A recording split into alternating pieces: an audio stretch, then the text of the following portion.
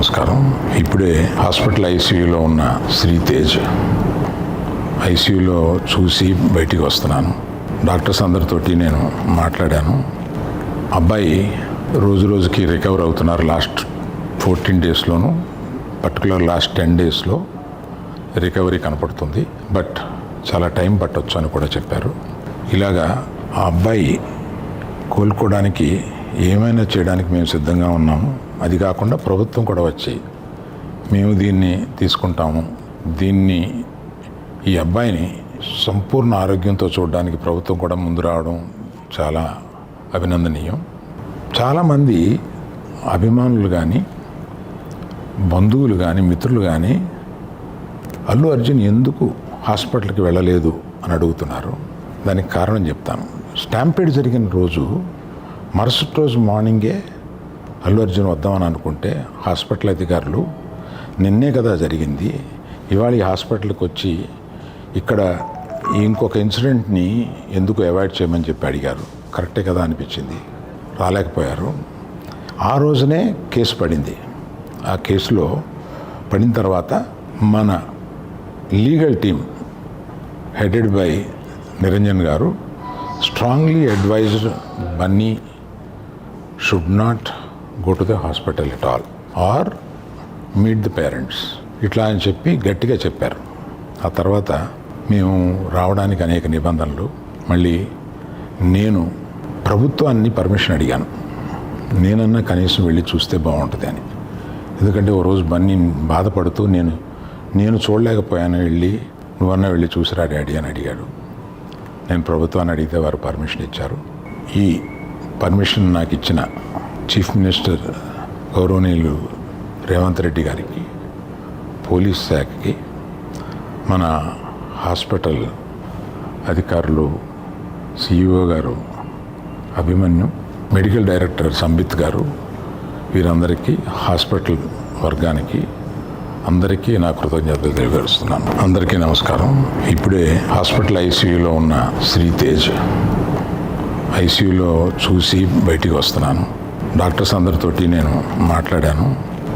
అబ్బాయి రోజు రోజుకి రికవర్ అవుతున్నారు. లాస్ట్ 14 డేస్లోను, పర్టికులర్ లాస్ట్ 10 డేస్లో రికవరీ కనపడుతుంది.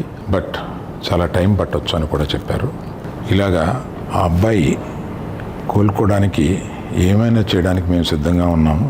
అది కాకుండా ప్రభుత్వం కూడా వచ్చి మేము దీన్ని తీసుకుంటాము,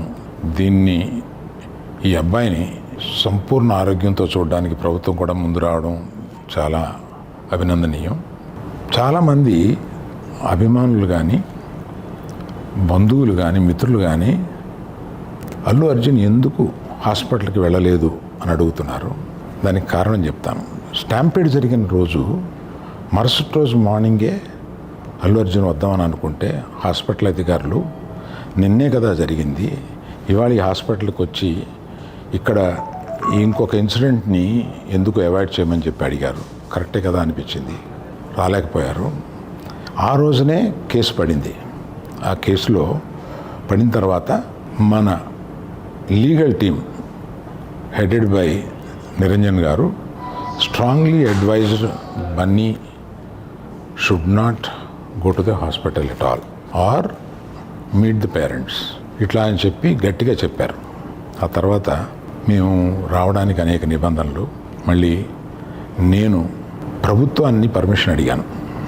నేనన్నా కనీసం వెళ్ళి చూస్తే బాగుంటుంది అని. ఎందుకంటే ఓ రోజు బన్నీ బాధపడుతూ నేను చూడలేకపోయాను, నువ్వన్నా వెళ్ళి చూసిరా డాడీ అని అడిగాడు. నేను ప్రభుత్వాన్ని అడిగితే వారు పర్మిషన్ ఇచ్చారు.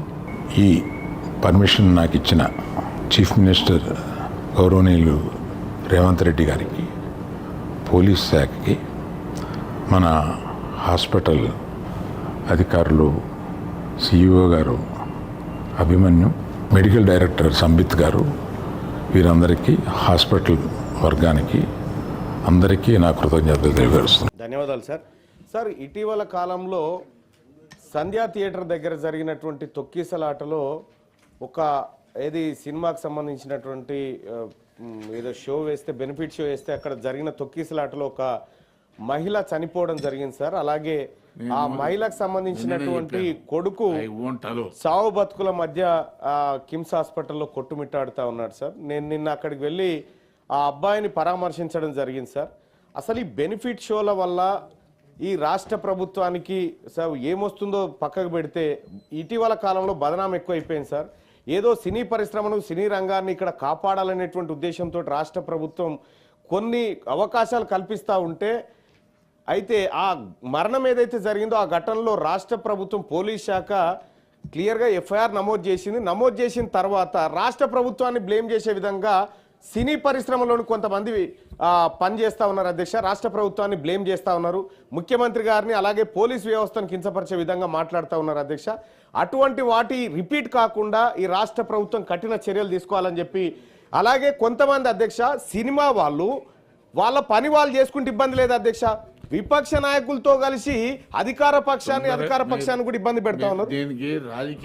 లేదు సార్, రాజకీయం కాదు సార్, రాజకీయం కాదు సార్, ఇక్కడ రాజకీయమే లేదు సార్. ఈ రాష్ట్ర ప్రభుత్వాన్ని బ్లేమ్ చేసే విధంగా కుట్రలో వాళ్ళు భాగస్వాములు అవుతున్నట్టుగా మాకు అనుమానం ఉంది. దాన్ని పూర్తిగా ఎంక్వైరీ చేయమని చెప్పి రాష్ట్ర ప్రభుత్వాన్ని రిక్వెస్ట్ చేస్తాం.